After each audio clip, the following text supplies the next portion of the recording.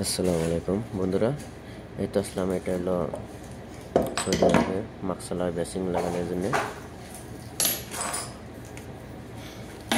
তো এটাকে বলা হয় খাল্লাত। এটা পুরোপুরি সেটিং করবো, দেখাবো। তো আমার চ্যানেলটা সবাই সাবস্ক্রাইব করে দেবেন, আর ফেসবুক পেজটা দয়া করে সবাই ফলো দিয়ে যাবেন। দেখতে পাচ্ছেন, এটা সৌদি আরবে খাল্লাত বলা হয়।